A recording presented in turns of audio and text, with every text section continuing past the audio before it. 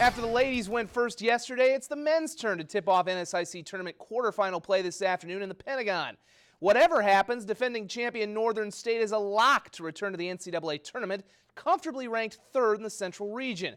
The University of Sioux Falls is not, but thanks to upsets elsewhere, the door is open for them possibly to get in the top 8 or just earn the automatic bid if they can win the tournament. Either way, they have to beat the Wolves today for either scenario to be possible, and these two were trading blows throughout the first half. Drew Giebert with a fadeaway as USF trailed by 6 at the start of the second half. Now, for a while in that second half, it looked like Paul Sather's Wolves might want to run away from the Cougars. Justin Decker with a great pass to Ian Smith, who had 13 points, and Northern went up by 10. Parker Fox was also great off the bench against Chris Johnson's team. He scores 2 of his 17 points, which led the Wolves, and again, they led by 10. However, the Cougs kept pushing and fought their way back. Aaron Rotherman with the steal and breakaway. He had 13 points as USF finally pulled even at 73-all with a minute and a half to go. Northern was looking for the lead. USF fans were on their feet. Tessie Powell made a block. However, Northern with a great save, and they get it to Gabe King, the Irene Wakanda alum. Scoop is good, and Northern has the lead. They're up by 2 with 35.8 left. Giebert had 15 points, desperately needs 17, but it falls off the front iron, and they would give the ball back on replay to Northern as the Wolves hang on to defeat Sioux Falls 79-76, showing that championship medal. Our returning guys have really kind of taken from what last year we learned, and they don't like losing. They just kind of find ways to win. And again, that's a heck of a team USF has. And just to get off with a W in this game tonight, that's a heck of a team effort.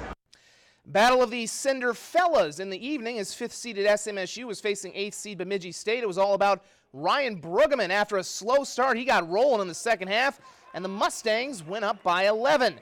Bemidji never let it get too far away after that, though, as Logan Bader will put up a pretty fadeaway shot, and Bemidji State would get back to within 4. So who's SMSU coach Brad Bigler going to turn to? Yeah, really the only option. Brueggemann somehow flips that one up and in. He's fired up. He could have gotten a foul called as well, too. At this point, he had 30 points, and he was far from done. I swear that's not a replay of the earlier highlight.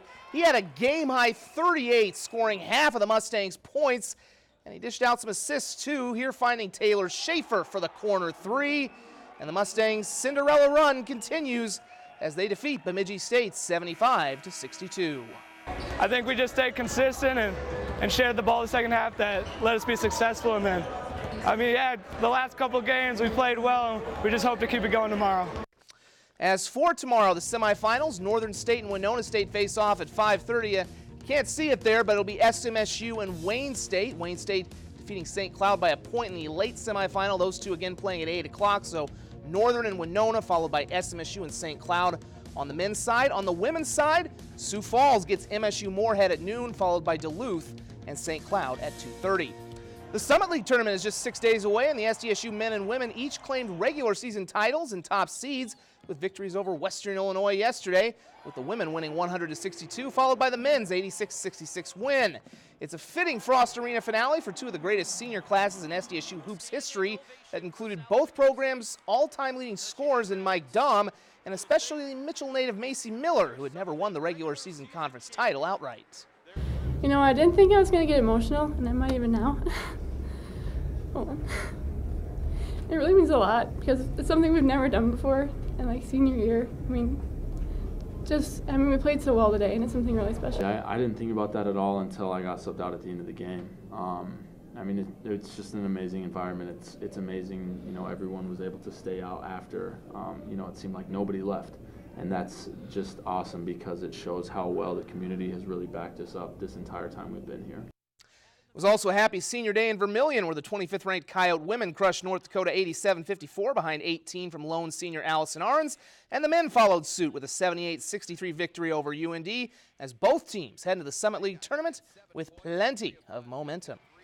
We're pretty disappointed.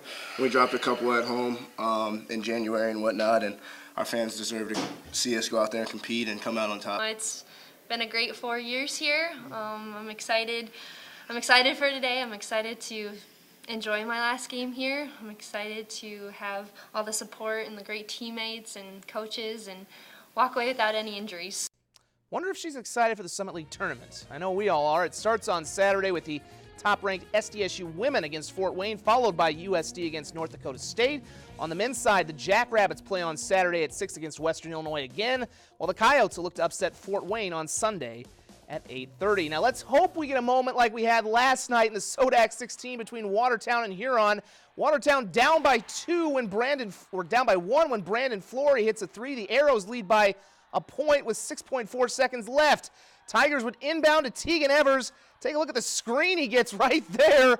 He goes the length of the court, runner for the win. As Huron takes it 51-50, they're heading to state. Our thanks again to Midco Sports Network for sending us this video. Huron heading to the AA tournament, which is in Rapid City in 2 weeks. While most of the March Madness attention is reserved for hoops, high school hockey is also in the midst of their state tournament season. The Aberdeen girls have been a dynasty in South Dakota, winning 4 straight titles. Today looking for the 5-peat as they took on Sioux Falls in the championship up in Brookings. Midway through the first period, Flyers up 1, and they tack on their second goal. Off the stick of Grace Halverson, the wrister makes it 2-0. Less than a minute later, the Cougars respond. Their star, Caitlin Holland, in all alone, and she cuts the deficit in half to 2-1. 22 seconds later, this wild period continues. The Flyers get that goal back. Here comes Chloe Harbaugh. She spins and finds Katie Vockler as the Flyers built a 4-1 lead. But wait, there's more in the first period. Aberdeen starts to come back. The other Holland, Haley Holland, with a great move. She'd scored 2 goals. There's the first of them. And Aberdeen comes back to send this thing to overtime, tied at 4. About 4.5 minutes in, it's Vockler to Harbaugh for the game winner in overtime as the Flyers dethrone the Cougars 5-4, making very happy coach and father of Miss Harbaugh. Very positive. We're losing Katie Vockler, be tough. Sarah Knudsen, losing her also. We've got some great younger girls coming up that are going to replace her. I'm pretty excited about it for next year. Stampede also get a 5-2 win in Sioux City. Those highlights are on our website, KDLT.com. We're back in 1 moment.